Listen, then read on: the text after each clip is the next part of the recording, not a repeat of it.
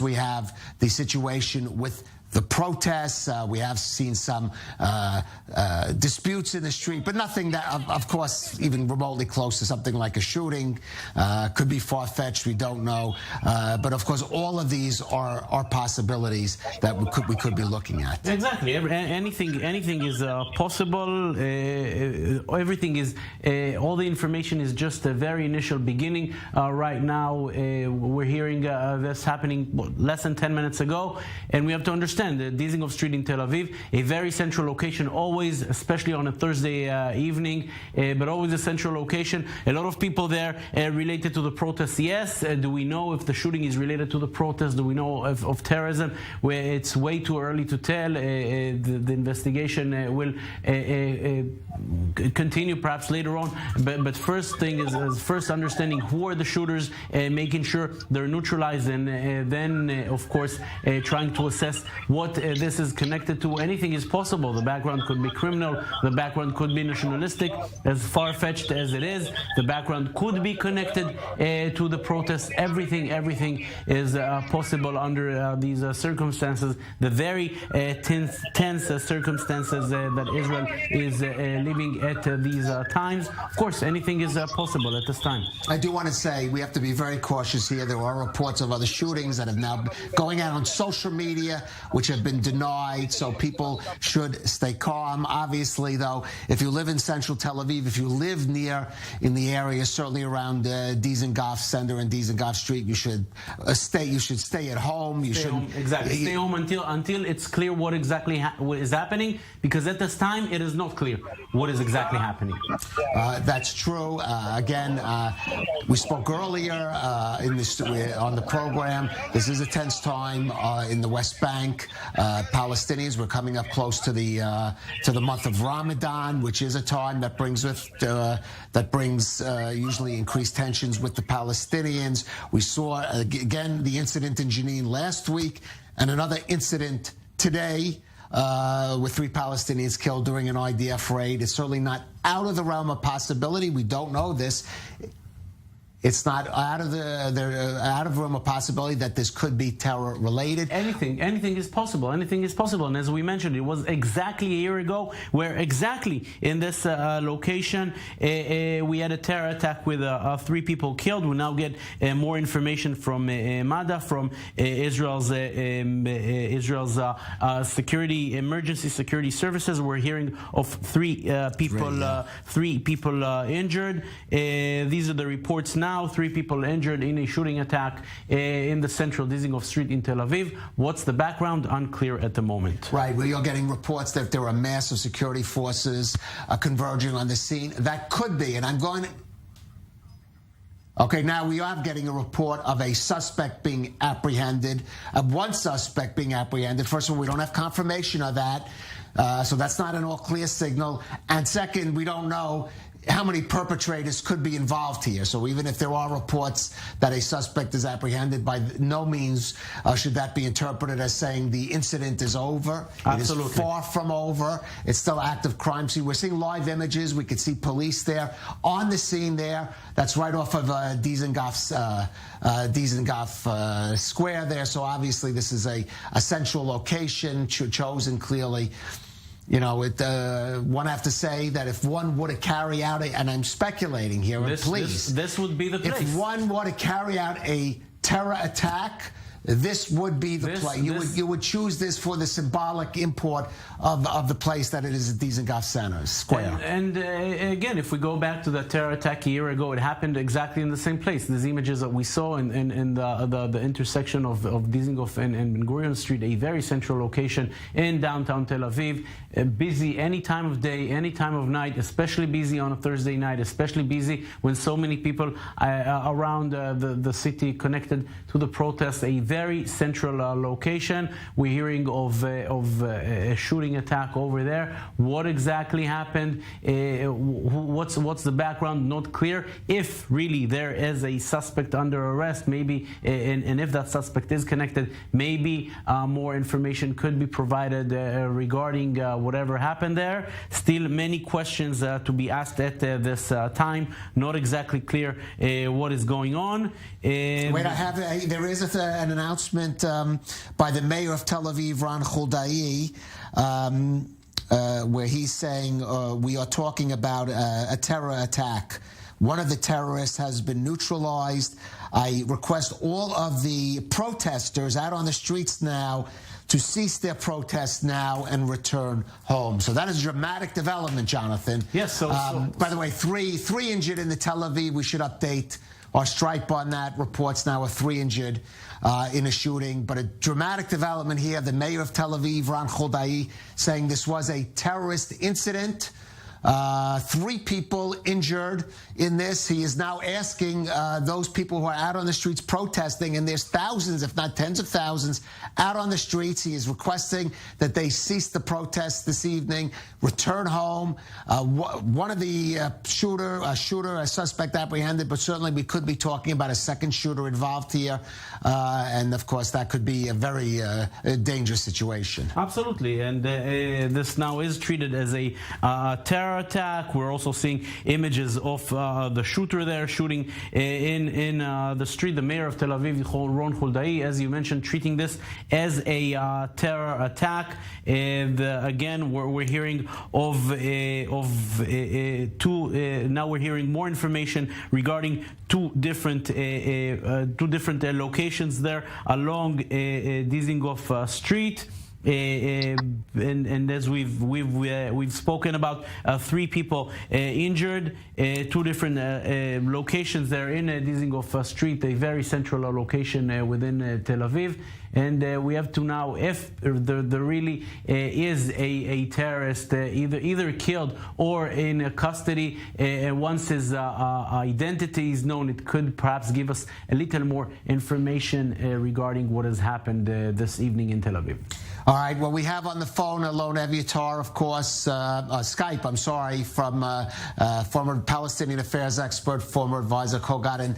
Alon, it's looking now, we don't have official confirmation from the IDF, but from the Tel Aviv mayor, Ron Huldai, this is a terror attack, and it looks like it's timed on the, the 1-year anniversary of last year, and maybe connected to those events, for example, in Jenin in the last few days. Yes, sure, Kalev. I can tell you that in the moment I got few evidences or pictures that shows that it was really a terror attack in the area of North Tel Aviv.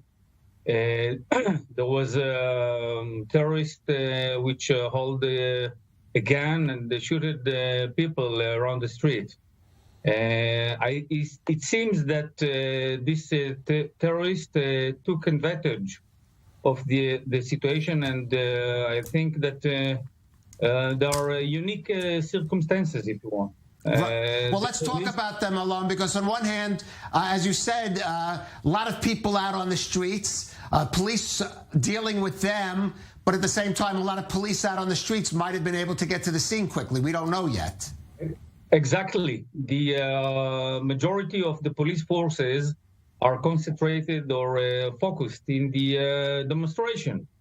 Thousands of people going around the streets in the center and north of Tel Aviv, and the police is focused in this event, wide event. And I think that when the police should make a kind of balance, the focus on the option of terror attack in the same time is less than the protest. So I think that this terrorist used the unique circumstances and crossed the street over there, started to shoot. I think that we are still in the middle of the attack, because so far there is no official response by the police if the terrorist was catched or not. If the terrorist attack was final or not, we are still staying for the official statement. And I think it could be escalate, maybe not just in Tel Aviv, but also in other districts, because you want to mention us that just yesterday, the IDF forces killed few Palestinians in Nablus area, terrorists, I mean, and today 3 Palestinian terrorists were killed in Jenin area. So we are still in the middle of a terror wave in the West Bank, and now we can see maybe a response of the events in the West Bank, of the escalation in the West Bank, direct in the center of Tel Aviv. And I think that this weekend will be, I hope it will be quiet, but I'm afraid to say that. All right. Now, we do, by the way, I do want to say that the police have said they have neutralized the suspect, but there hasn't been final confirmation from the IDF. People should still stay in place. We do have some video. Well, hold on, Alon, because we do have some video. Apparently, we're hearing the shots that were fired this evening. Let's see if we could listen to that.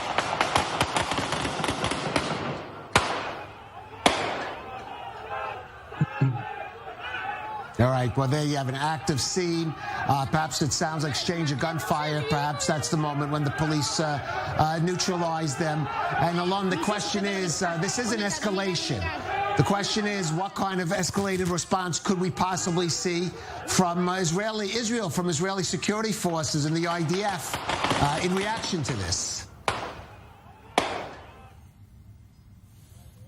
Well, I can assume, Kalev, in this time, in real time, I can assume that in the West Bank and maybe Jerusalem district, we are in the, let's say tomorrow is a Friday. So Friday will be a tense time. And I think that immediately the IDF forces and the Shabak, the Israeli intelligence agency, and the police together should plan the next day what will be the main mission for them.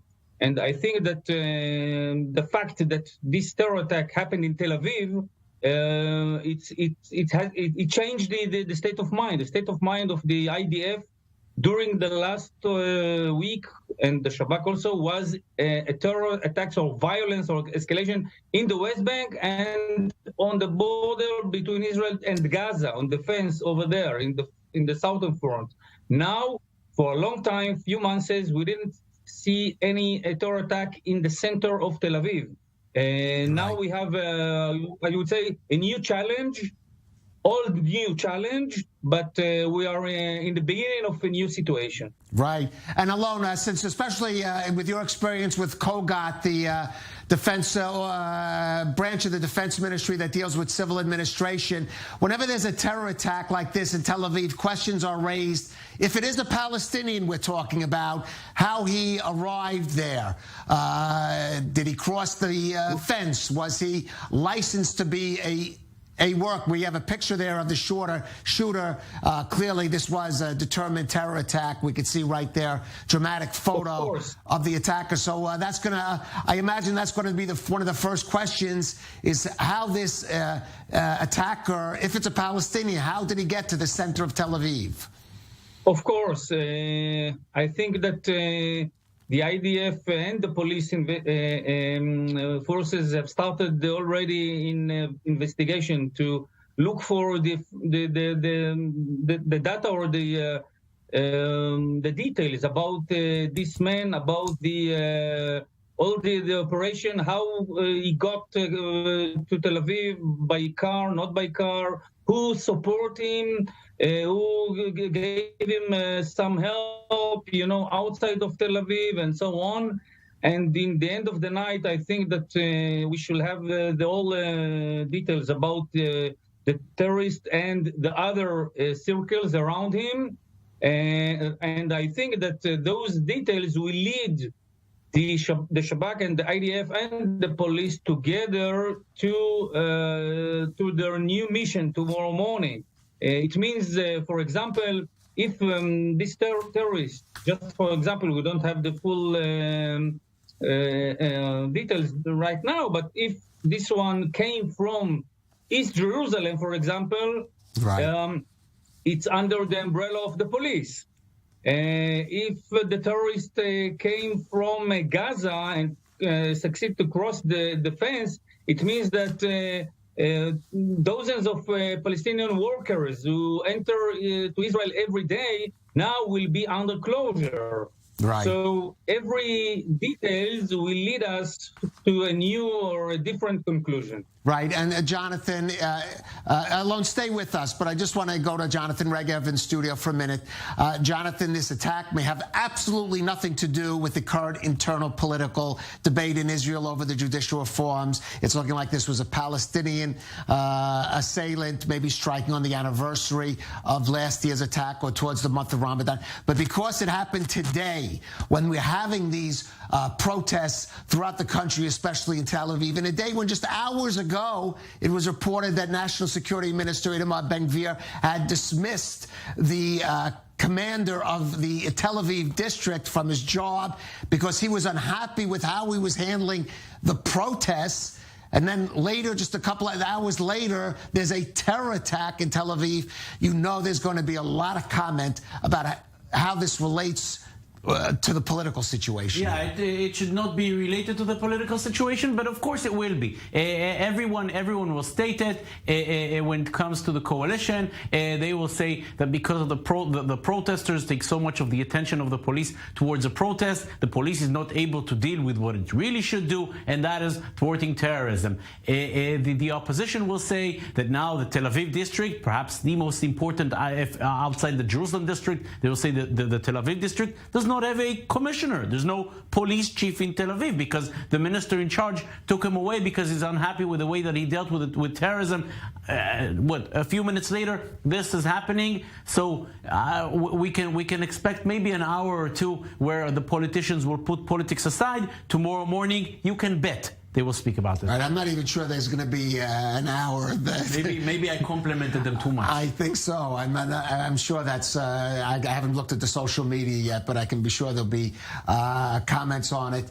But alone, there are going to be questions raised. I'll just put it in the context of the security. A lot of confusion, a lot of discussion about whether the lines of authority in various bodies, as you mentioned, that deal with these kind of incidents are being established. Whether those lines are crossed, and whether this is in some way going to reflect badly, whether it has anything to do with it or not, about some of the reorganization that the current government is doing when it comes to the security field.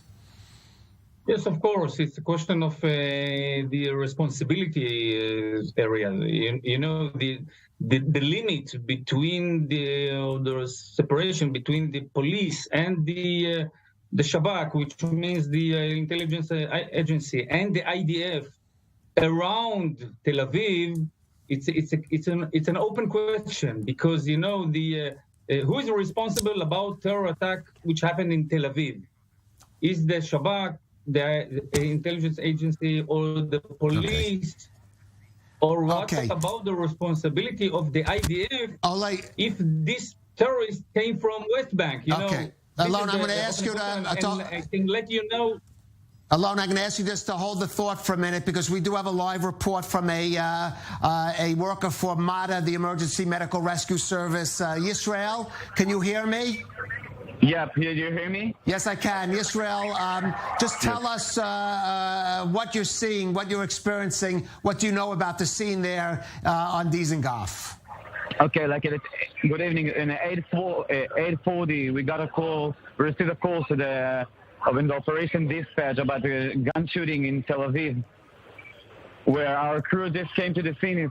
They find like a 3-person that was shot in a serious condition, and immediately we start to treat the patient and to transport the patient to the hospital. And on the way, of course, that we still was treating the patient. All right. Well, we are seeing. This is what we know. We're hearing 3 injured. We're hearing 1 in serious or even critical condition. The others moderate or light. Can you confirm any of that?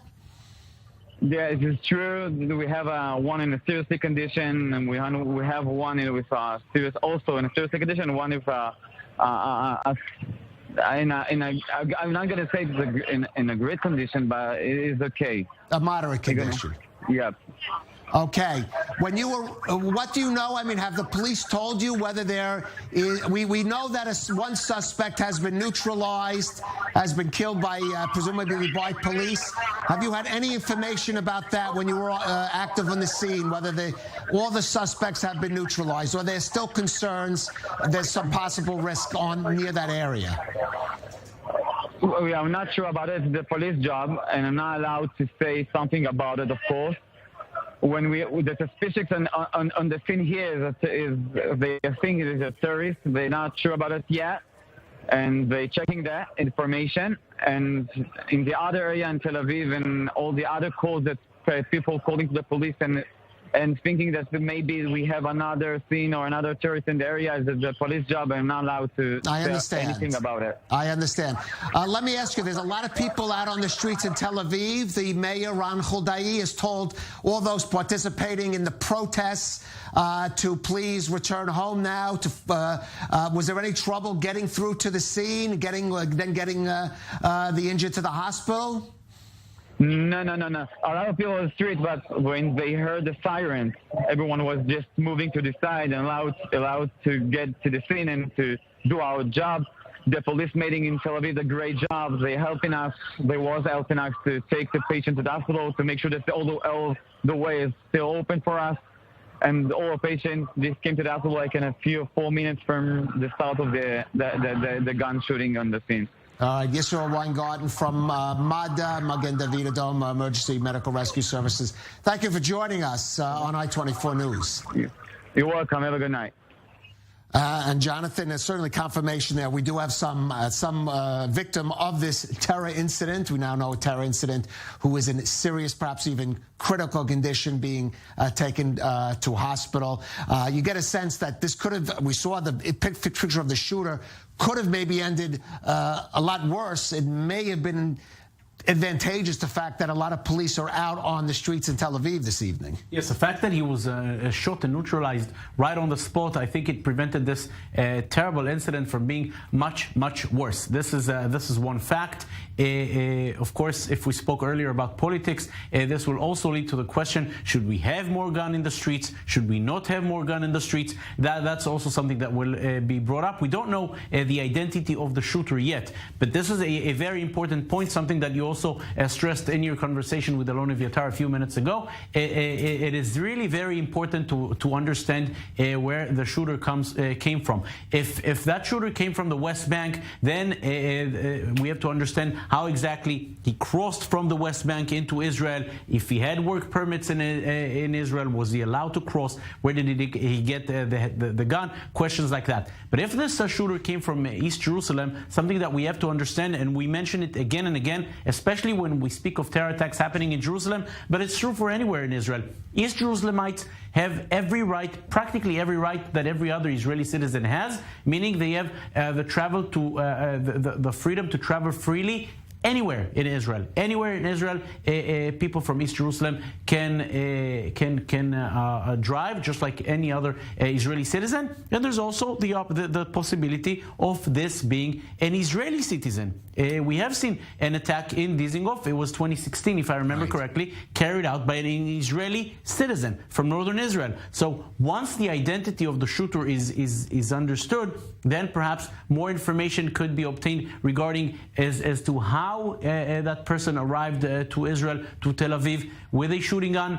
Many questions there. Right, and alone, this government, the new government, came in vowing to toughen policies against Palestinians. But now we're facing, this is the first time they'll be facing this kind of terror attack.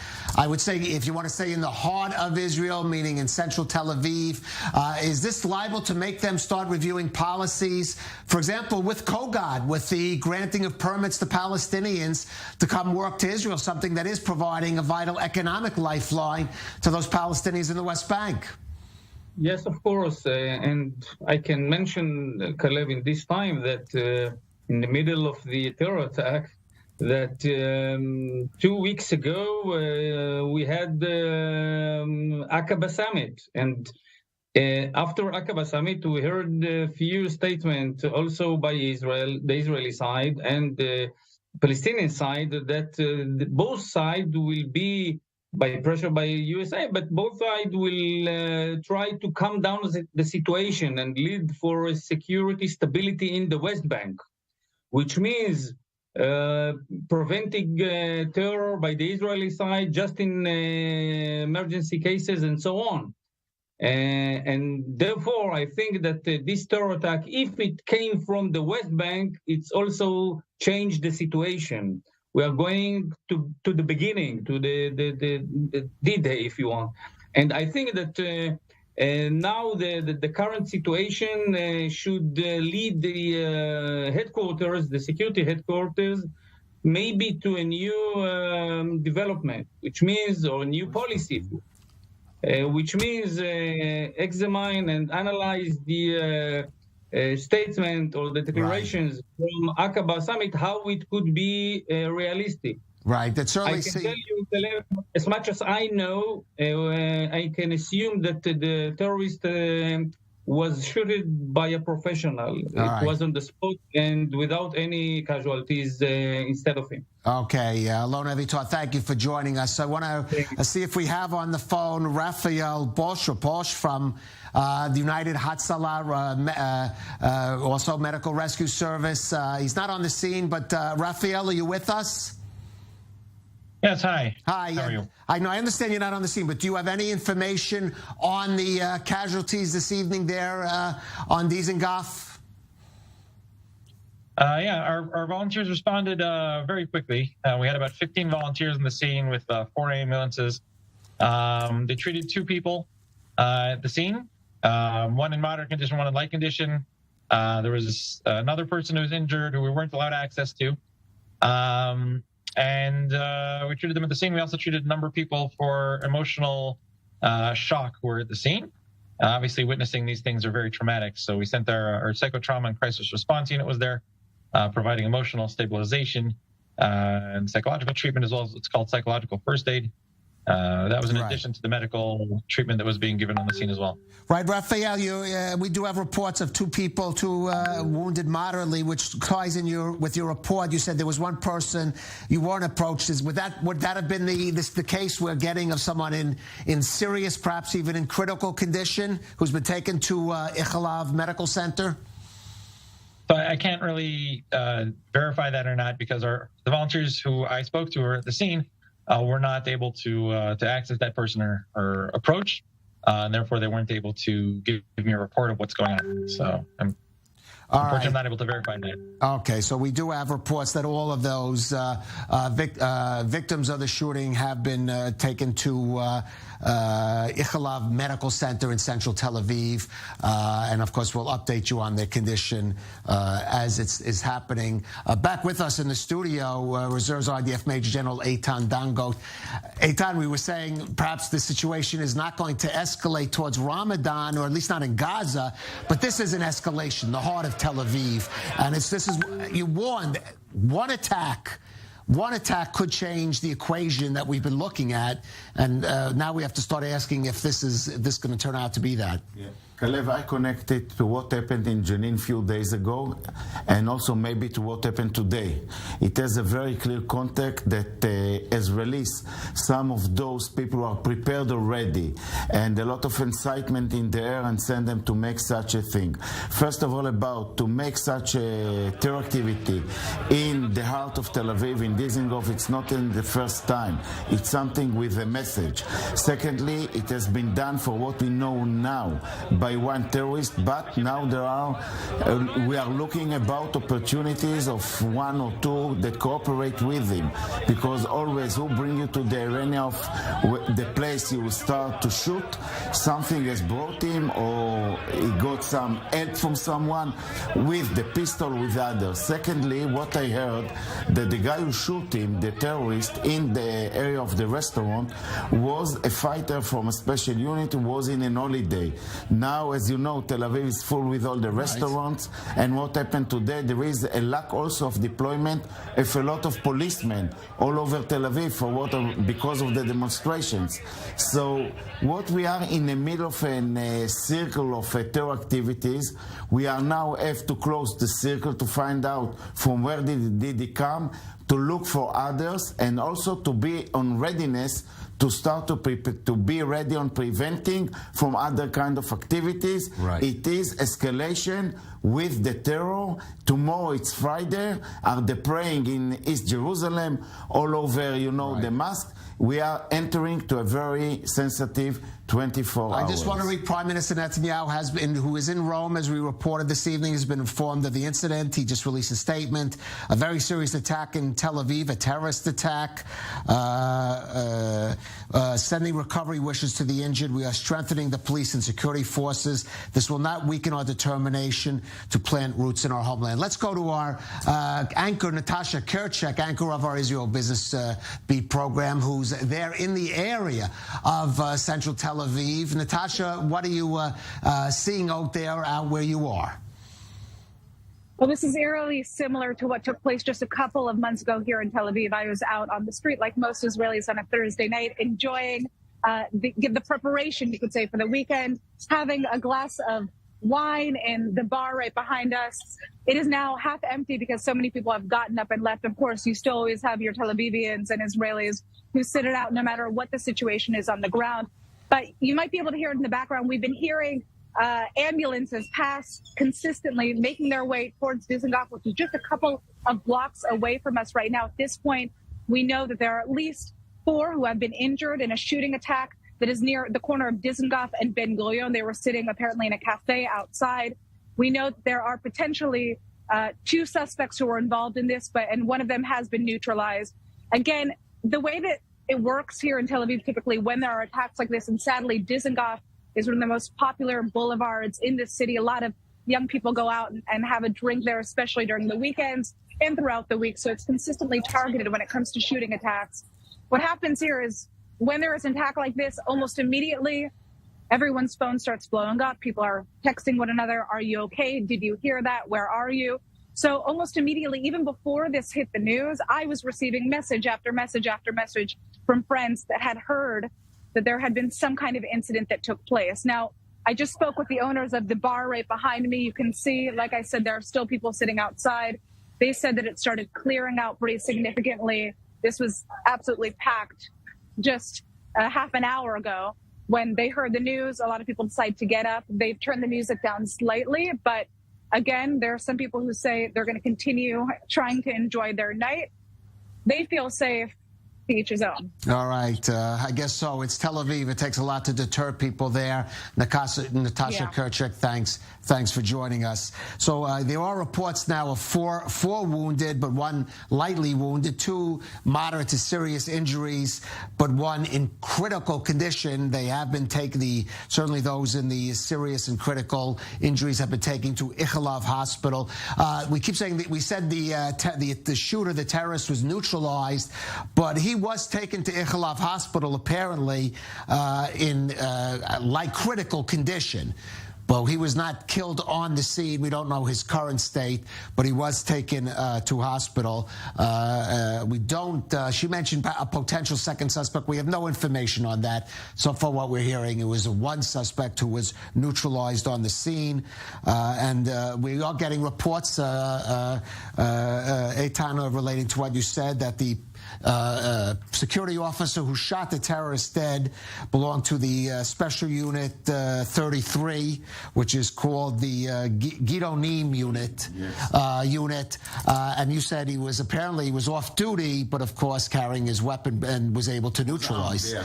Yes. It was and this is one of the way we are using to defend the people during terror activities. The policemen and security forces cannot be everywhere. So the using of arms, especially by people who are professional to carry it, is one of the best things to close such event as it has begun. Just imagine what happened if he has the time to shoot more, and we are talking about seconds, not about even minutes, and the reaction immediately.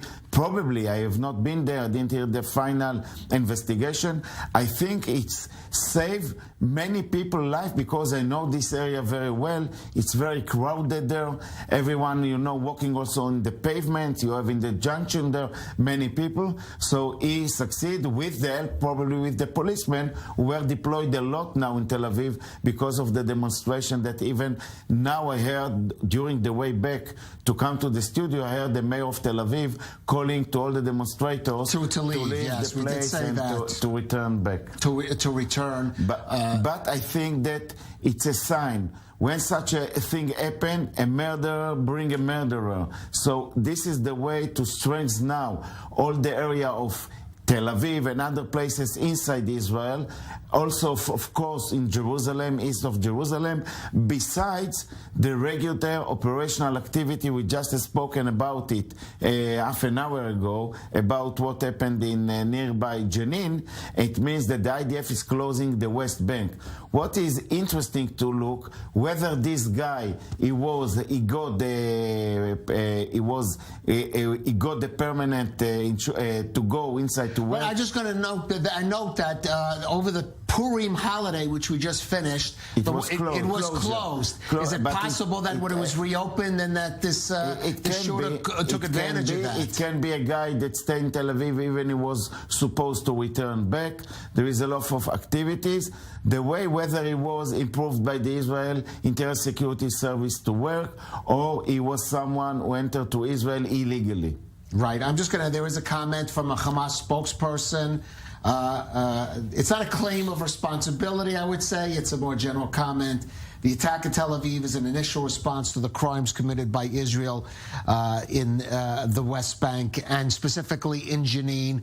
We don't know the motivation here, but Hamas is quick to jump on it and to link it, Jonathan, to the Jenin, the incidents we saw in Jenin today, and of course last week, much even more serious one last week. Yes, exactly, and they're not waiting. 2 days ago, I'm sorry. Yes, I'm confusing it to one last week. They're not even waiting to find out the identity of the terrorists. As far as they're concerned, this is something that is related to everything that has happened here in the past few weeks. There was an operation in the village of Jabba this morning. There was an operation in Jenin earlier this week. So as far as Hamas is concerned, they're behind this. You mentioned Gaza earlier on today. Hamas, I think, is doing an exceptional job on one hand keeping the Gaza border, I'm not going to say completely quiet, but almost completely quiet. But on the other hand, constantly inciting for violence in the West Bank and what would be a major prize for them,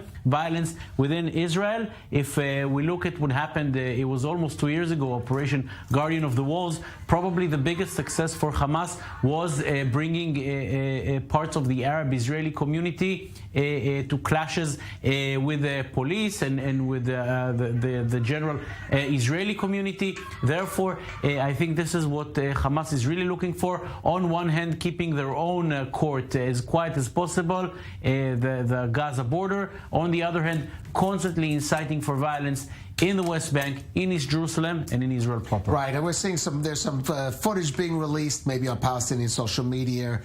We see a family, we do have a response of a family celebrating in Jenin. We don't know if that's connected with the shooting or maybe is one of the victims of it. There is a statement by,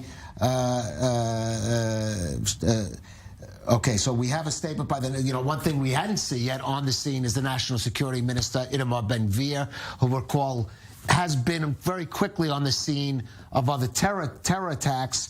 We're now seeing Channel 12 is reporting that Minister Ben-Gvir was asked by his security guards not to come to the scene of the attack in Tel Aviv, presumably out of concern that it could be ongoing. It was not declared yet that it's over. Right. It means you're looking for those who cooperate with the guy, and you have to investigate. So he has to stay in a place as a minister and not to come to run everywhere, every place. And draw police towards you that could be doing other People has to work things. now, not to talk. Right. We do have to say, it looks like somebody is on the scene. I'm looking live pictures from the scene. I can't really see. Somebody is speaking there. Can't confirm that yet. But we do have to say, Eitan, that this is this is what Hamas wants to see. Exactly. This is what what they want to see. They want to keep the action in the West Bank, bring it to Israel in a way that is not going to bring a direct retaliation on its installations in Gaza. Exactly, and this is bring the courage to people to go and to make it more. As I say, a murderer bring a murderer, and they would like to keep Gaza outside. from this kind of the area of terrorism or clash with Israel or escalation with Israel. They make some symbols, as it was mentioned here and there's launching rockets or using on the ground something against our border forces or sending the people to demonstrate near the fence. But Hamas has a very clear strategy. I think it will bring the Israeli authorities very soon to sit and to think about changing the policy, whether you are going to involve those who are making the higher incitement from Hamas, from Lebanon, from Gaza, who has the responsibility for the increasing of this kind of terrorism, or to keep them outside and keep it as it is now. One arena in the West Bank, secondly in East Jerusalem inside Israel, the third arena in Gaza. It means Israel has to calculate concerning what's going in the areas. As you mentioned today, the State Secretary of Defense of the United States has paid a visit to Israel, and we are also talking about the main threat to Israel, right, Iran, that all the area is busy with it. All right, let's go to our Middle East correspondent, Ariel Osren, who is near the scene of this evening's attack on Dizengoff Street in Jerusalem, in Tel Aviv. Ariel, what's the scene where you are? What can you tell us? Right, Kalev. The scene is that the street is filled with emergency vehicles, police, ambulances, the entire street. Dizengoff is a main key recreation street on Thursday night.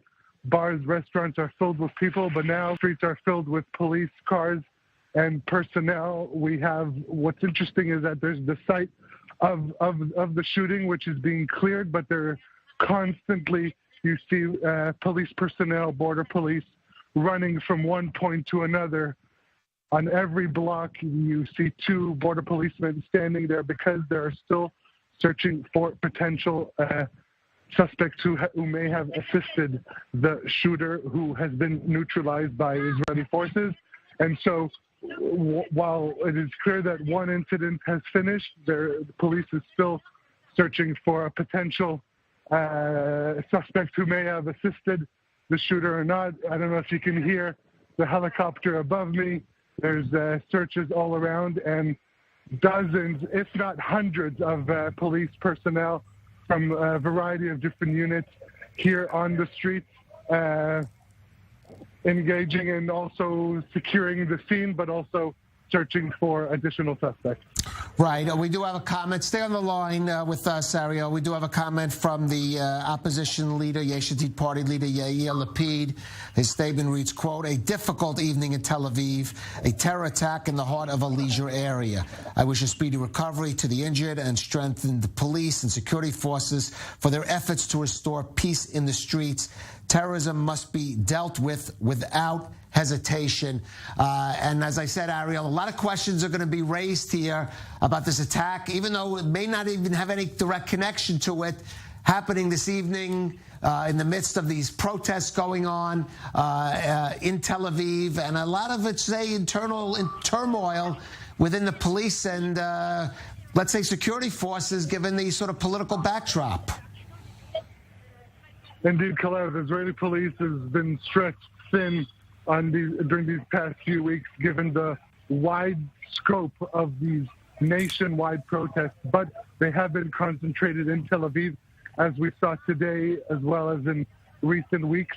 And you're talking about the turmoil within police. Just a few hours ago, Israel's National Security Minister, Itamar Ben-Gvir, who, by the way, was instructed by his bodyguards not to come to the scene of the attack here in Tel Aviv, he dismissed or removed from office the commander of the Tel Aviv police because of the way the protest, the treatment of the protest, that they were allowed to block the streets. Whether there's a direct connection, probably not. I mean, this doesn't seem to have any connection, at least as of now, to the protest. But this would not be the first attack in Tel Aviv. It would not be the first attack on Dizengoff. Last April, there was the deadly shooting here in Dizengoff. Also on a Thursday, 3 Israelis were killed. So far, we have 4 Israelis wounded in different condition: critical, severe, moderate, and life. Right. Now, we mentioned National Security Minister Itamar Ben-Gvir. We do have a comment from him. שלום לכולם. במסגרת הטיפול במחאות במחוז תל אביב הנרחבות, אנחנו עוסקים גם בפעילות We are also dealing with security, understanding that in big events, a terrorist could strike. This evening, while we're dealing with a protest, a terrorist arrived to Dizengoff Street, shot 3 people on the street, injured them, and began running away. As he was running away, 2 policemen in the area were able to shoot him in the area. We are still conducting searches to find out if there are more terrorists in the area. It's a difficult evening. I ask you all to be patient. As of now, all the protests are over and we're in a static position. We still don't know the identity of the terrorist. We're checking with all the other bodies to understand who is this terrorist, and this is our main issue. This is our main goal. We're checking all the issues, and when we know the identity of the terrorist, we will let you know. Obviously, Tel Aviv is always threatened. Always a lot of concerns, a lot of alerts. But in Tel Aviv, there's always a potential for terrorism.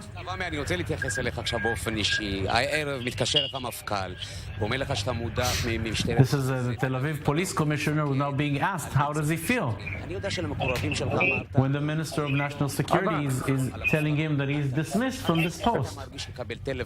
How does it feel to get a phone call like this, and how can he run this operation now after receiving such a call from his boss?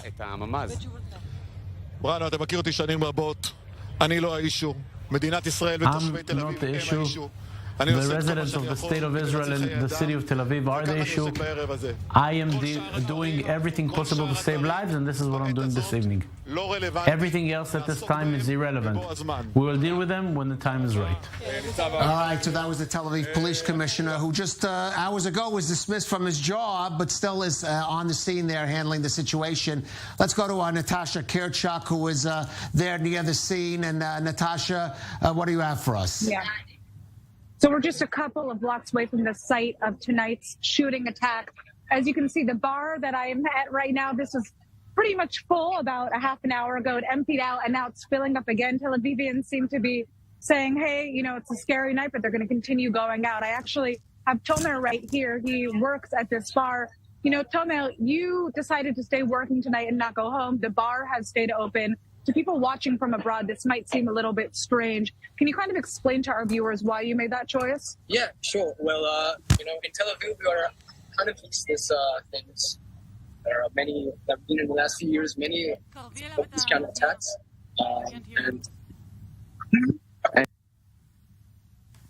Okay, we have lost the feed there. I just want to update you on a couple of comments. National Security Minister Itamar Ben-Gvir, who was actually advised by his security patrol not to arrive to the scene, not to create a distraction from the ongoing investigation there.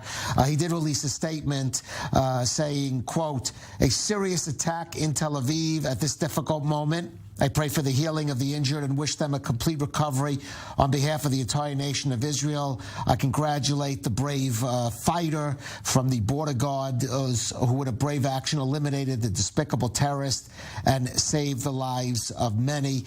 There was a further comment from Benjamin Netanyahu, who is meeting now with representatives of the Jewish community in Italy, relating to it, saying, I'm sure that these things will not weaken our determination to continue building our country, to plant deep roots in our homeland, and to secure our common future. Let's try to go back to our Natasha Kirchhoff. Natasha, you are with us? Natasha, right. Are you with us? Yeah. Yes, we are with you. It looks like we dropped our connection there, but I'm here with Tomer. He works at the bar right behind me, and he's decided to stay working tonight despite the fact that a lot of people are choosing to go home. You can see that this bar behind us is actually filled up again with locals, so people seem to be out. Tomer, what what made you decide to stay here tonight? Kind of explain what it's like to live in this city where you're pretty, unfortunately, used to shooting attacks like this. Yeah, I mean, as I said, the city is such a lively city, and people here love to go out, and every night this place is really full, and this is such a lively area. So even if these things happen, you know, these attacks, they happen. There was a last one in the same area in Dizengoff, I think like 2 years ago, and stuff like this happens all the time. And, you know, we must go on. We can't let the terrorists win. I mean, if they hit us and we climb back down and go into our homes and be scared of everything and stop our lives, then we lost. We lost the mental war. I mean, but you are going to obviously, you've been in contact with your family. Yeah, of course. The moment this thing happened, my mom called me and I talked to my friends. They all asked me if I'm okay. As a person living in Tel Aviv, you know, everyone asked me what's happening. Do you feel like there's kind of a understanding among people who live here when there are events like this? Yeah, I think so. I mean, I think it's such this community in Tel Aviv. We're all really we know Israel. We know what's going on here. We choose to live here. We stay here. We work here. We grow families here. And we know what you're not going to go anywhere. Exactly. We know what the price is. So. You know, and I just want to tell you guys, I spoke to 2 tourists right behind us who are from Finland. They heard about what happened, and when they looked around, they saw the other Israelis choosing to stay here and continue having their glass of wine tonight, not get up. They said, okay, we're going to do the same. They seem to be calm. So obviously, very tense situation. We know that there are multiple people wounded tonight. Very, very scary, but at the same time, Israelis who are out here tonight in Tel Aviv, especially after a long day of protests that have taken over the city, say we're going to try to enjoy the night to the best of our ability, despite the situation. Right. I don't know, Natasha, Tomer, if you could call that the Israeli spirit, the Tel Aviv spirit, the Zionist spirit, but it certainly does express something. And really, thank you for joining us. My pleasure. Have a great night, guys. We're going to keep going. Don't worry. All right, but we're still here. Keep going, but police still, at least in the immediate area, rather, don't want people to come to the immediate area, but I guess people are going to be out in Tel Aviv, the city that never sleeps, no matter what. Natasha, Tomer, thank you for that. Thank you for that. Thank you, guys. Reports now, Defense Minister Yoav Gallant, of course, Prime Minister Netanyahu was out of the country. Eitan Defense Minister Gallant at Shin Bet headquarters, trying to deal. And, of course, what are the questions he's going to be asking?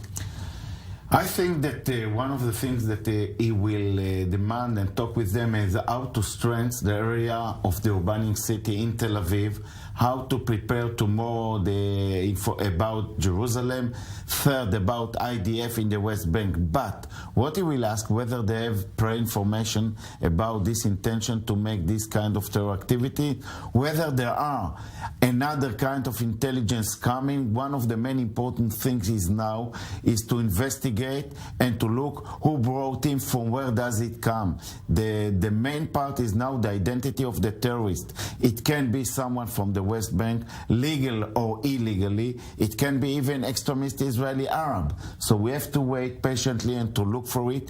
I believe that it will be together with the police, with the Interior Security Service, with the IDF. I think Israel should and will take immediately some measures of strengthening the security manpower all over these places in order to create much atmosphere of security to the people, self-security to go out tomorrow. It's Friday, all the preparation for Shabbat in the West Bank. So they will deal for the coming 48 hours. The other part will be about the information for where does it come, what will be the measures towards this kind of terrorist, whether he comes from the West Bank, maybe about his home, his family, will be some arresting. After it will be find out about the identity. I didn't hear any kind of information till now. So no group has claimed credit. But we don't know if this was could have been what they call a lone wolf attacker. But clearly there was some planning here to get to the Tel Aviv. He was armed with a weapon, a gun.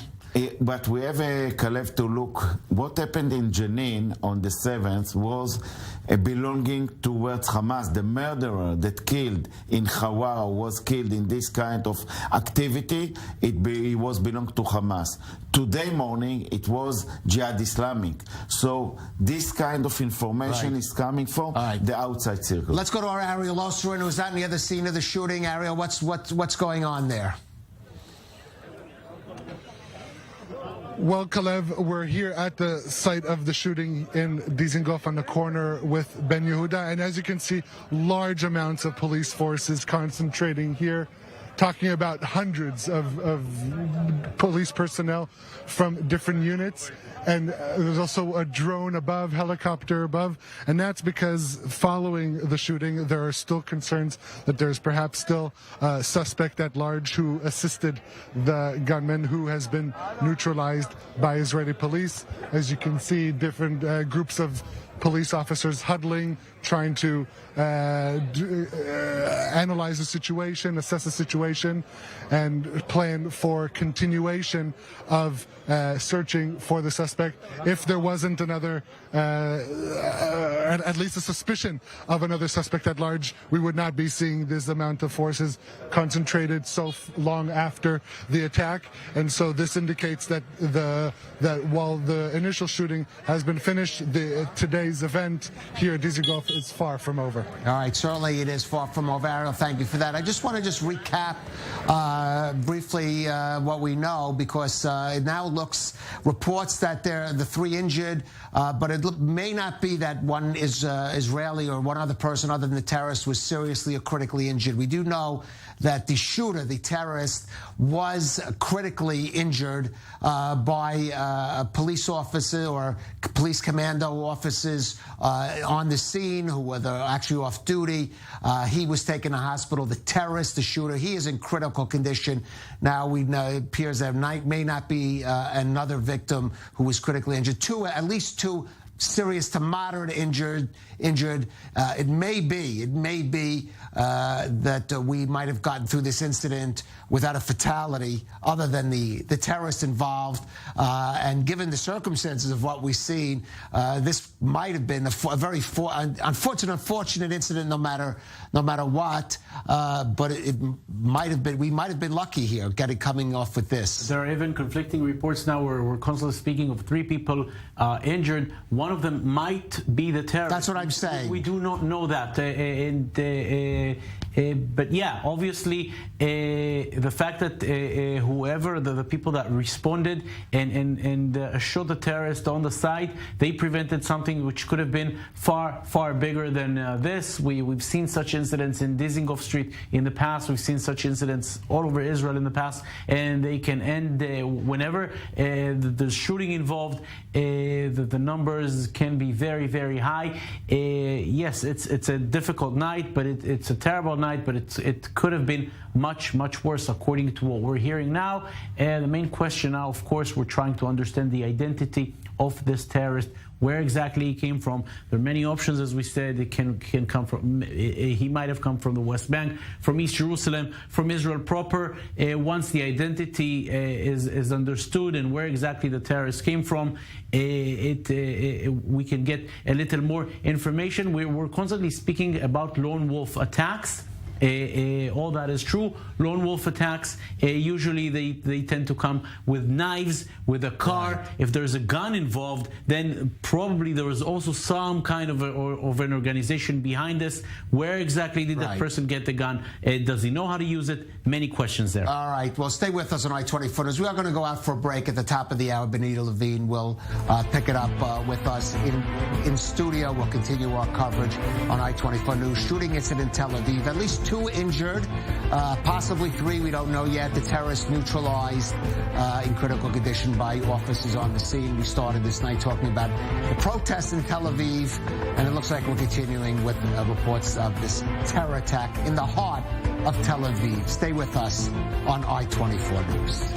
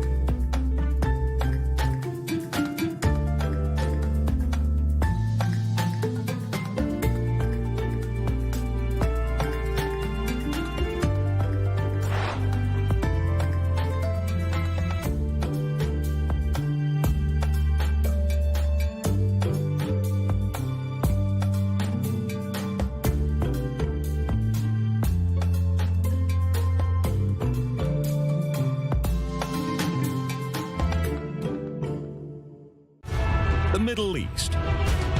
I-24 News is a witness. Our journalists live and breathe there every day.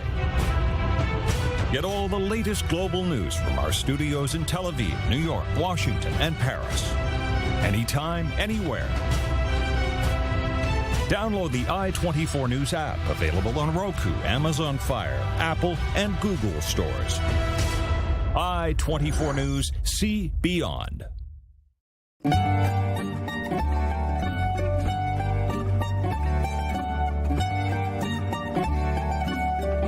The dishes we're making today, it has a very long name. It's called kolokithokeftedes. It's zucchini balls, fritters, with feta cheese, with olive oil, all kinds of different spices and greens. The second version of it is tomato and leek, same style. This is food that is served as appetizer in a Greek tavern or in a Greek family lunch or dinner. And it refers to the old days when Greeks were more poor than today. They didn't have meat, so they would substitute it with tomatoes and leeks or zucchini and make fritters like balls, like kefte. So that's where it all comes from.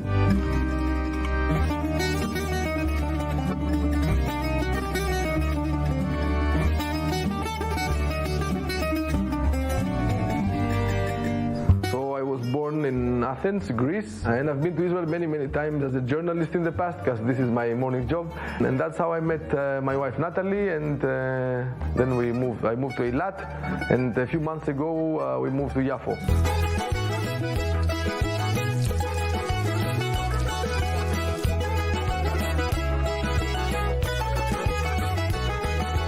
For the past few months, I'm hosting here in our house and in other venues in Tel Aviv this event. We cook a meal of 12, 13, 14 dishes. Sometimes it's a big, a Greek meal should be big. This is basic. If it's not big, it's not Greek. And then we also had musicians with us, guitar player.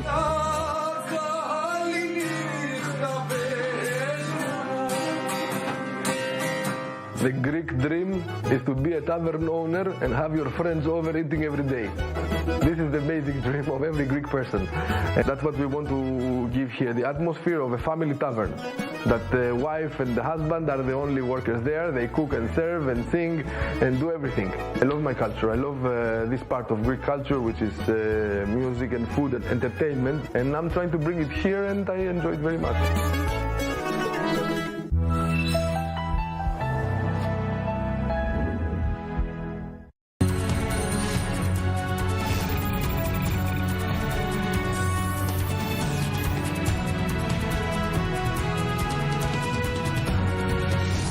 Breaking News Edition. I'm Vanita Levine coming to you live from Tel Aviv. A terror attack in Tel Aviv. 3 people have been shot and wounded in the city center at the intersection of the well-known Dizengoff and Ben Gurion Street shortly before 9 p.m. local time in a bustling part of the city.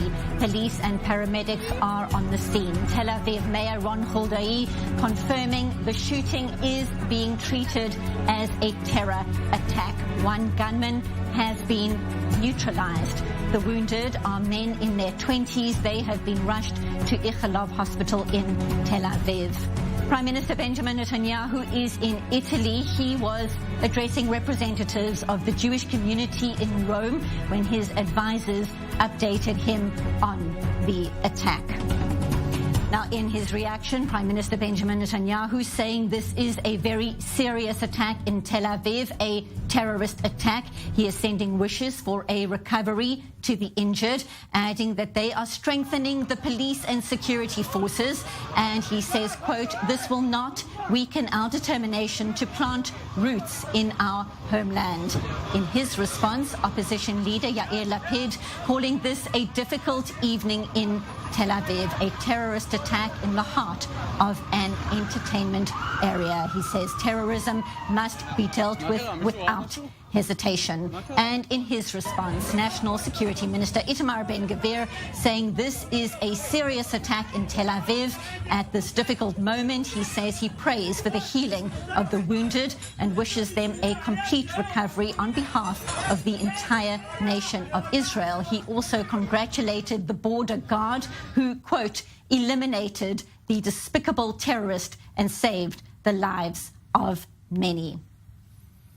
So for more in studio, we welcome Major General in the Reserves, Eitan Dangot, former military secretary to 3 Ministers of Defense and senior research fellow at the Miriam Institute, and our defense correspondent, Jonathan Regev. So Eitan, I'm going to start with you. A shooting in the heart of Tel Aviv, a busy night, Thursday night, your assessment of what's going on right now? The situation is trying to close the circle of this kind of event, to be sure that there is no others in the area, to get the intelligence, whether there are those who are deployed in another places in order to create another terror activities, to find out who is the murderer that did it, from where does he come, whether he has some people who cooperate with him, and on another way to open a large circle in order to be ready for other kind, because in such cases, murderer bring murderers. So in this kind of opportunity, now in urbanic city inside Israel, like Tel Aviv, East Jerusalem, tomorrow are the prayers in the mosque to be ready for a very tense day, and on the other end, to close the West Bank also with intelligence, with the high, the forces has to be in a high alert. And the third area that is in a low level now is Gaza, about what's going. So we are going inside towards the weekend, Friday, Saturday, tense in another tense of 48 hours. Eitan, Jonathan, stay with us. We've got much more to unpack right now. I want to go live to our Natasha Kirchhoff. She is in Tel Aviv. And Natasha, give us an idea of what people are saying right now, a terrifying time in recent hours in Tel Aviv. So I actually have 2 young Israeli tourists who are here in Tel Aviv visiting from the north. Before we get to them, I just want to kind of show you what's happening behind us. We're on another street just a couple of blocks away from Dizengoff. People are still out having drinks. Initially, when I arrived here, just about, I would say 5 to 10 minutes after the attack, the street had emptied out. Now people are coming back in. So you can see people are beginning to feel a little bit more comfortable being outside. They know what happened, but this is Israel, right? So I want to ask you, Aviv, as you know, a young Israeli, you guys are here visiting, you're deciding to go outside and enjoy the city and not stay in your hotel, even though there was this attack. Why? Why did you make that decision? Because we just can't let the terror win, living situation. There was the terror attacks. It's really terrible. I heard that the terrorists got killed, which is like, for us, it's like we came to kill us. So for us, it doesn't really matter. We stayed alive. I mean, I really think it's terrible. The situation. All the protests and stuff like that are like against the government right now. Like the government right now is on the right side. So I think it's like a conflict between like the people inside. So you feel like this? I mean, this attack was allegedly carried out by a terrorist. We're hearing Hamas applaud the attack, potentially even take responsibility. But obviously, there's been a lot going on in Israel with the protests all day long. How do you feel about living in this country right now as a young person? I mean, right now, it's not like the safest place to live because it's like the army is like really involved in the West Bank and stuff like that. Like, I don't know, it's really confusing right now because you don't really feel safe. Inside, which is like really worrying. You should feel safe in your country and you should feel like protected. So like something like this is like really traumatizing for some people, even the tourists inside here or abroad. Yeah. But we're Israelis. We can't let it control us. Absolutely. And, you know, that's really the message that I've been hearing from a lot of the locals that I've been speaking to tonight. When I ask them what made you decide to stay out on the street, they say, you know, sadly, this is something we're used to. There was one woman who told me we all are dealing with some form of post-traumatic stress disorder. That's part of life here, but you're not going to leave. This is what it is. We're going to go out and we're just going to try to live our lives to the fullest. But again, obviously a very terrifying night in Tel Aviv, one that is unfortunately repeated. We've seen this happen several times over on Dizengoff Street, several terrorist attacks on that main boulevard on weekend nights when people are getting ready to enjoy their lives and have drinks with their friends. So, you know, it is definitely a sad night tonight, but there is a positive side to that, and is that people say that they're going to keep on going out and trying to live their best life. Certainly hitting at the heart of Tel Aviv. Our Natasha Kirchuk live from Tel Aviv. Thank you for that update. We'll be coming back to Natasha later on in this breaking news broadcast. Now, still with me in studio, I want to bring in our defense correspondent, Jonathan Regev. The shooting in the heart of Tel Aviv. We can see the teams on the scene right now. Tensions high in the country for a range of reasons. Give us some context as to what is happening right now in this part of the world. About 14 hours before this happened, there was an IDF raid in the village of Jabba in the West Bank, killing a terror squad of 3 Palestinians in their car. There were explosives. There was ammunition. Clearly, there was an imminent attack which was thwarted with that operation in Jabba. 2 days earlier, on Tuesday, an Israeli operation in Jenin, killing again another squad which was possibly preparing an attack, and even more important, the terrorists which killed 2 Israelis in Hawara less than 2 weeks ago. There's an operation in Jericho. There's an operation in Nablus. Everything happening just in the past week, and the Palestinians, of course, the Palestinian factions always trying to retaliate. We hardly report about this anymore, but there are shooting attacks or stone throwing in the roads of the West Bank. That's a daily occurrence. It is happening all the time, and now we see an attack in Tel Aviv. Of course, we cannot determine this yet 100%, but the motive seems to be nationalistic. There seems to be some kind of a Palestinian behind this attack.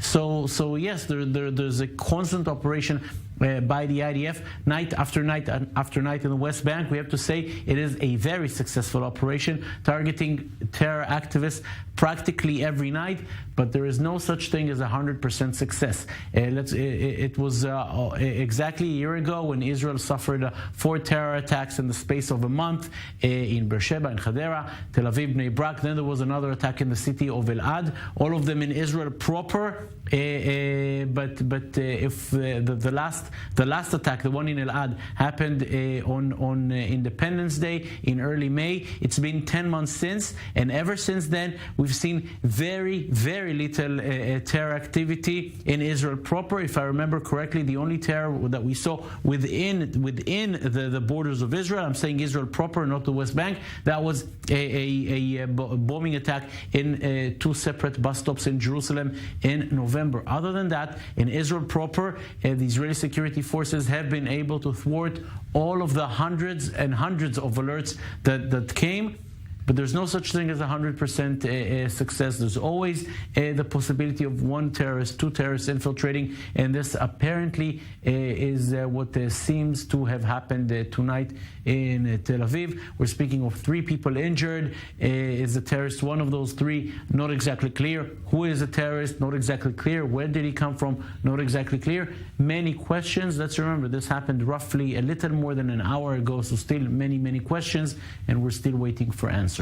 Many details still emerging, and we will be going live to the scene shortly. Our team of reporters is in Tel Aviv, but I want to bring you in, Eitan, because although there has been no official claim of responsibility, the Hamas terror group speaking out a short while ago saying this is the initial, and I repeat, initial response to the crimes that Israel is committing in the West Bank, specifically in Jenin. With the new phase of the terror that we are facing in the last month, we don't need official taking responsibility. They will not do it. But we know exactly the kind of mechanism. Hamas is standing above all with the incitement, with trying to push with a very clear strategy. The strategy of Hamas is stay strong in Gaza, not create escalation in Gaza, not damage themselves, trying in 2 ways. 1, to weakness the PA, Palestinian authorities in the West Bank, Abu Mazen. Secondly, as more as they can take bloodshed and to create bloodshed in Israel by individuals. Concerning what happened, the last 2 occasions, one of them when we succeed to shoot and to put the hands on this murderer that killed the 2 brothers in Hawara, he was belonging to Hamas. To this morning in Jabba, it was people from Jihad Islamic. So we don't have to look exactly to make it like a tailor-made. It's important to know it. But the question now today, whether Israel will put Hamas as the high responsibility and will translate it to such kind of activities towards those kind of leadership of Hamas, of the people who are really creating this kind of top incitement. So in my eyes, Hamas is responsible to what happened this night, Thursday evening, in Tel Aviv, in Dizengoff, not as the first time.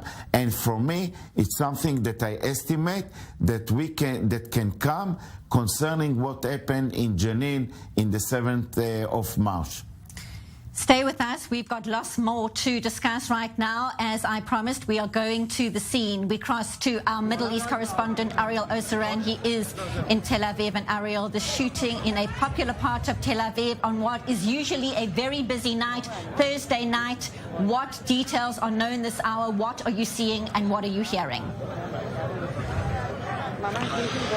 Right, Benito, as you can see behind me, large amounts of forces here, police forces from all different units, because following the shooting, there is still suspicion that there is an additional suspect that is still at large, and all these forces are searching the area, trying to find him. That's why a lot of these side streets are cordoned off. But I'm here with Inbal, who was sitting in a bar right nearby here. In fact, it was the Ilka bar, a bar that was targeted in last year's terror attack here in Dizengoff. I'm going to talk to her in Hebrew and then I'll translate simultaneously. So, Inbal, ברגע הפיגוע, איך את חווית את זה? מה את שמעת? מה עבר לך בראש?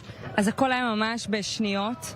אנשים התחילו לרוץ באילקה, ישבתי עם חברה, דיברנו, מלא מאחורי התחילו לרוץ, תוך דקה האילקה היה ריק, אמרו שהיה יריות, חשבנו שזה פורים וזה נפצים ומשהו קורה. So she's saying that she was sitting here at the Ilka bar with a friend of hers, and she didn't hear the shooting, but that they saw a mass of people running, fleeing, trying to understand what's going on. At first they thought that it might be fireworks that were going on, but very quickly they realized that there was something dangerous going on. Ken. אז אנשים התחילו לרוץ, ממש תוך כמה דקות האילקה היה ריק.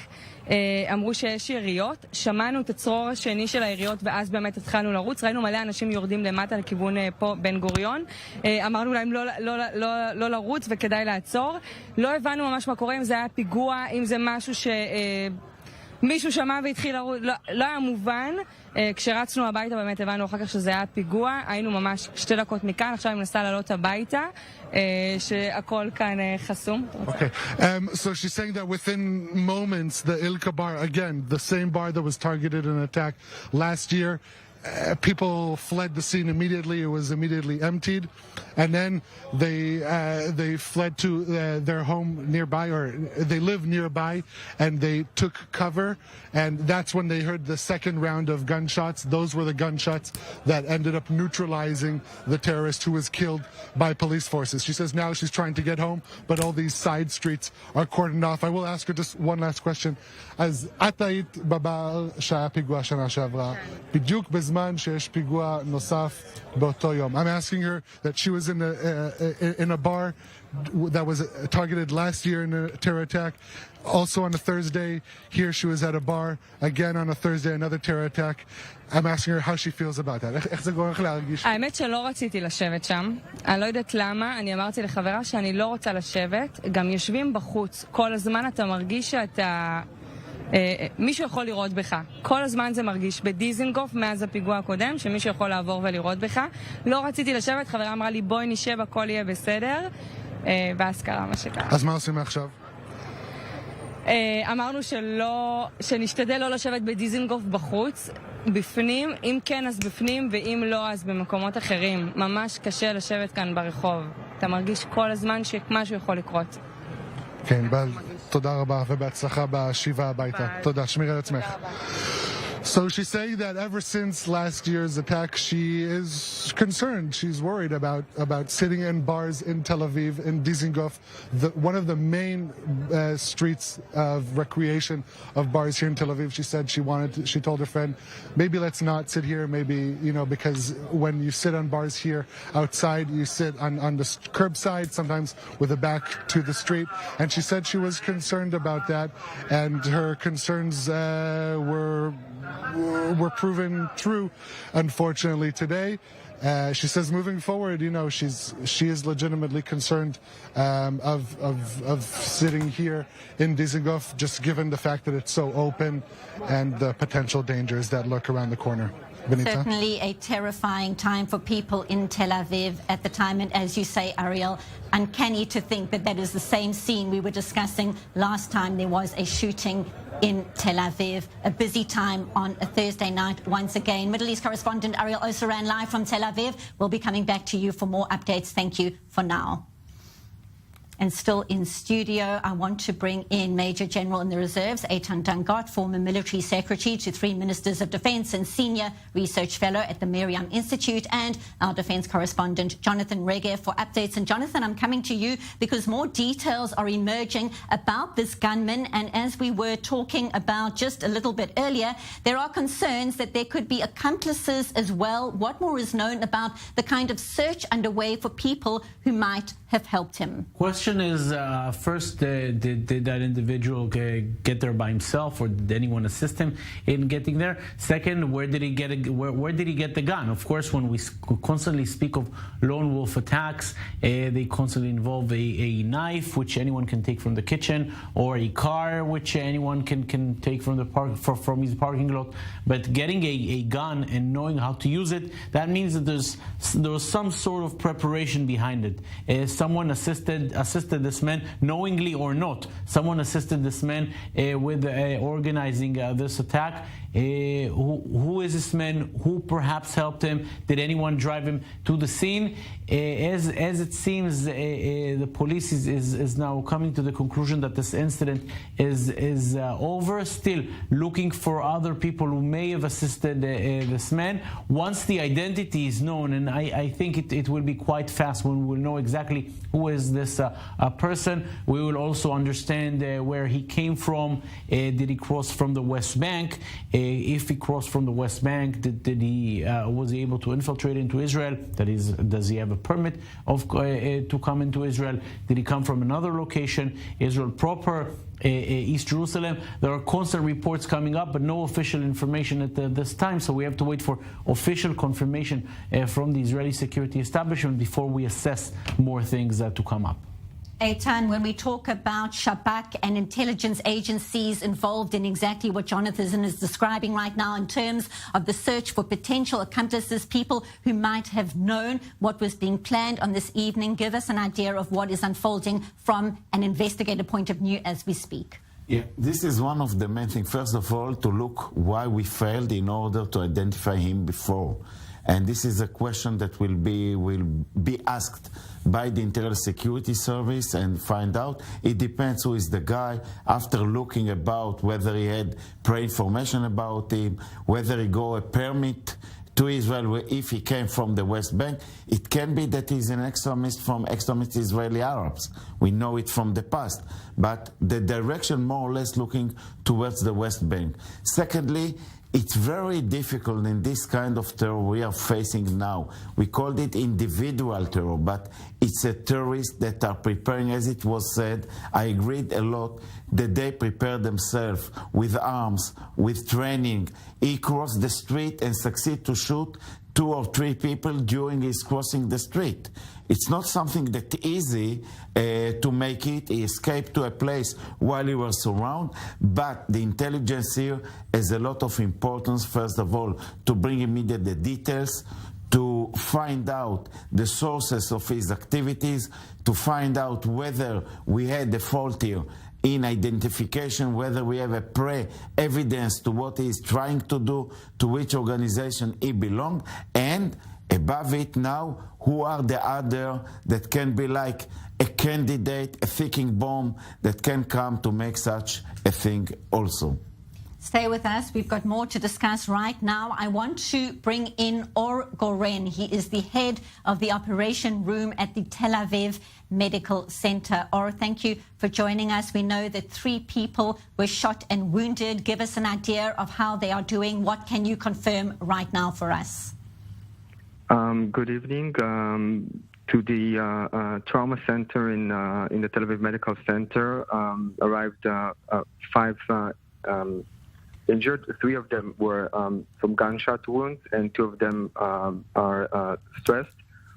The 3 wounded from gunshot wounds, 1 of them has light wounds, light and superficial wounds. He is fine. 2 of them were severely wounded. 1 of them was arrived while resuscitating by the EMS. And we have stabilized him in the trauma room, and he is now being operated in order to save his life. And the other one, he's conscious and he's stable, but he's also severely wounded. And we have decided to operate him, and he's being operated in these minutes in order to stabilize his conditions. Or Goren, thank you so much for that update. We will be coming back to you to keep tabs on their progress, and obviously everybody hoping for a speedy recovery for those who are facing medical treatment right now. Thank you, Or Goren, from the Tel Aviv Medical Center, the head of the operation room. And right now I want to go to our defense correspondent, Jonathan Regev, because you've got an update. Yes, reports are surfacing in Israeli media, not official, we have to say, nothing official at this time, but reports are circulating with the name of the terrorist, a 23-year-old Palestinian. If these reports are correct, then we might be speaking of sort of a failure when it comes to Israeli security services. Why so? Because if I'm saying again, if this is really the man, then this is a man who already sat twice in Israeli jails. This is a man with connection to Hamas in the West Bank. I'm saying again, we have to be careful with these kind of reports are circulating in Israeli media saying this is a man who is connected to Hamas, who sat twice in Israeli jails. Therefore, how did he get into Israel? Was he staying here illegally? Did he cross the checkpoints once they were opened on Wednesday afternoon? Many questions there. These are very initial reports, but this seems to be the case that there's something perhaps that the Israeli services missed. Just to continue with the if, of course, but I believe it's going towards the direction of the evidence concerning this terrorist. What I think it's connecting him to Hamas. He belonged to Hamas. He was in jail in Hamas. It has something to close the circle with the terrorist who killed the 2 brothers in Hawara, that also was in the jail and was released, I think, 2 years ago. So it's something that brings the Israeli authorities, I think, the cabinet, to think about the reaction towards Hamas. It's coming to the time to be close to say whether you are going towards the headquarters of Hamas and put the ends of those who are bringing for many months the present incitement, who are looking for this kind of strategic, whether it's the time or not. We are closing to Ramadan, 2 weeks before the Ramadan. There will be kind of discussion, but Hamas is on the target now from my point of view. Stay with us. We're going to discuss more on exactly that. If you are just joining us now, this is Breaking News Edition. A terror attack in Tel Aviv. 3 people have been shot and wounded in the city center at the intersection of the well-known Dizengoff and Ben Gurion Street shortly before 9 p.m. local time in a bustling part of the city. You are looking at live images on your screen right now. You can see police and paramedics on the scene. Tel Aviv Mayor Ron Huldai confirming the shooting is being treated as a terror attack. 1 gunman has been neutralized. The wounded are in their 20s. They've been rushed to Ichilov Hospital, and as we heard just a short while ago, 1 is lightly wounded. The other 2 are being treated. Let's take a listen to this account from witnesses in Tel Aviv. I was on the way to home, my bike. police car go straight on me, and I literally was in and I'm fall. I go after the police, and I saw somebody in this butcher restaurant was lying down in a lot of blood, and I go straight with the police car, and then everybody says they see somebody with gun, they shoot, they try to shoot everyone, and we try to reach him. We were in Cerveza Bar. In Cerveza. We were really close by, just across the street. We heard it really, really close. At first, I didn't want to believe it, but we understood very fast that it was gunshots. Mm-hmm. And everybody was just like running really fast. I fell, I injured my leg, and it was really scary. Like the worst experience of my life. And I hope nobody has to go through that ever again. Terrifying accounts from Tel Aviv just a short while ago. I want to bring our Jonathan Regev, our defense correspondent, back in for more details about what is known, Jonathan, about how this gunman was shot and who exactly did shoot him. Tell us more. The shooting took place there at Dizengoff Street in central Tel Aviv. Then the gunman, the terrorist, ran away into one of the little alleyway over there, and basically residents of the area who are now off on their time off, but there are people from special forces in the Israeli army, in the Israeli police. They heard the shots. They immediately ran down to the street. They found out that little alleyway where the terrorist was hiding, and as soon as he ran towards them, they shot him and neutralized him. This is what we're understanding. Again, the information regarding his identity not official yet, but it seems as if this is a man. This is a man who had connections with Hamas, who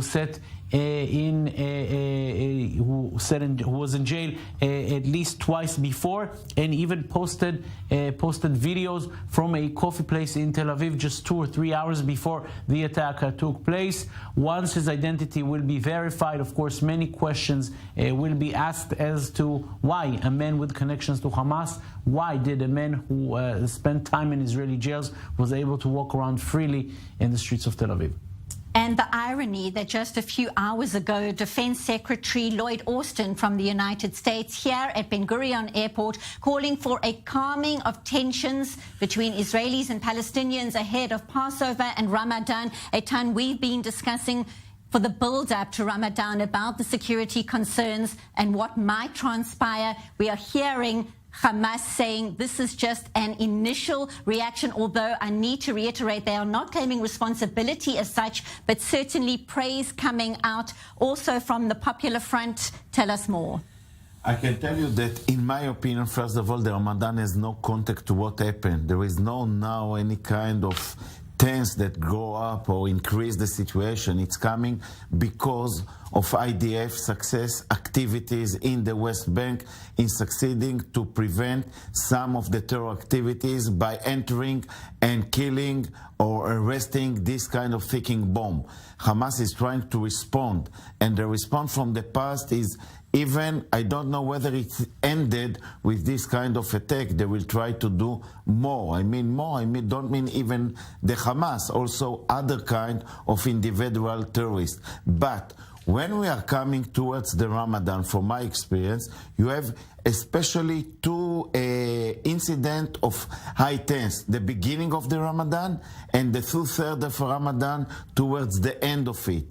The emotions, the religious emotions, the incitement is rising up. And it means that at that kind, Israel will have to sit and to together with the PA, with the others, to see how they are trying to reduce this kind of tense. I'm not sure it will help. And that kind of activities, it's coming from the street, from the people, from the individual terror.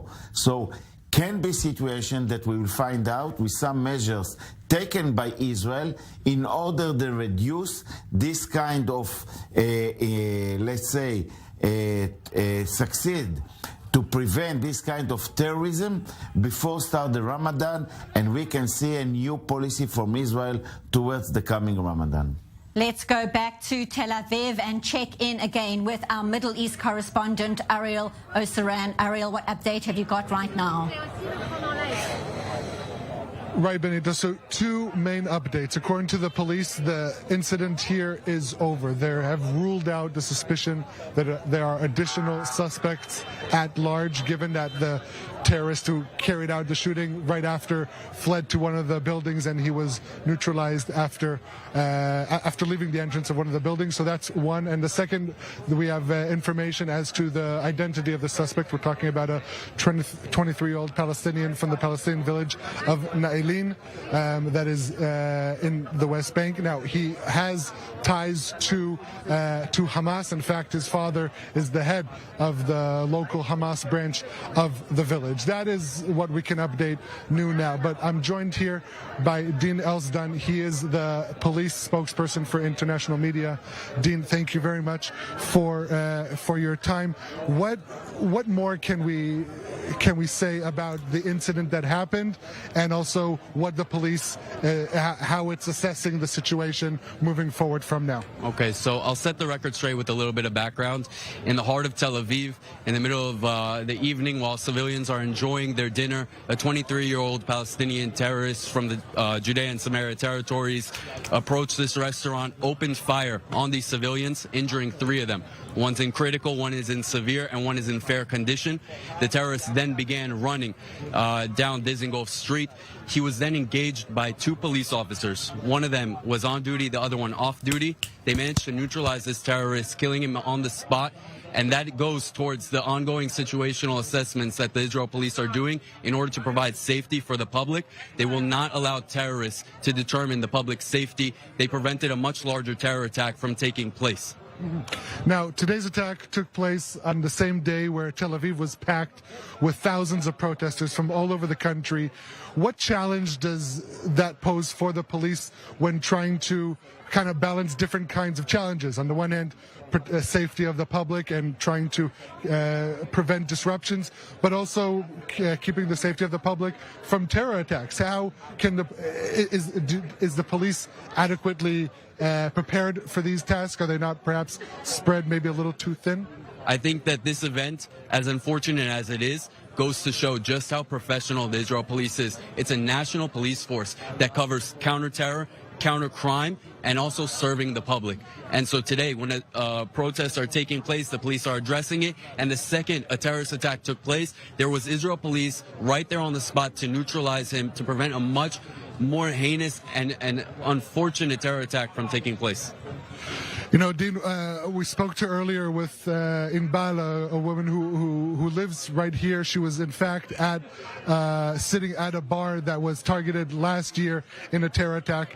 And I mean, you were standing nearby. You heard what she was saying, and she was basically saying that she's scared, as an Israeli living in Tel Aviv, to sit out on a Thursday in a bar in Dizengoff, one of the perhaps main street bars in Tel Aviv, just because of the past and unfortunately the present. What do you have to say? What can the police say to people like Inbal and others who are fearful of going out on these days? I will tell her, I will tell all the tourists that come to visit, all the residents and civilians of Israel, that the top priority of the Israel police is their safety. It doesn't matter what goes on through the day. The second that there's a suspicion of a terror attack, they're working around the clock in order to keep the civilians safe. The terror attacks that we see or hear about, they're a drop in the bucket compared to the amount of terror attacks that the Israel police is stopping and thwarting every single day around the clock. Dean Elsdan, international spokesperson for the Israeli police, thank you very much for your time. Thank you, and keep on with the good work. Thank you. So, as you heard from Dean, there's a lot of challenges for the Israeli police currently, and as we're speaking, really a few moments ago, another suspected infiltration to a West Bank settlement of Modi'in Elite. That is under the responsibility of the military, and so they're engaged. They're looking into that now. So indeed, a lot going on tonight here in Tel Aviv and elsewhere. As far as this incident here in Tel Aviv is concerned, according to the police, it is done. There are no additional suspects at large, and the terrorist that carried out the attack, the 23-year-old Palestinian from the West Bank village of Nailin, he was neutralized and killed by police. Staggering to think that this 23-year-old Palestinian had, as reports suggest, been in jail for past terror attacks. Of course, we will be looking into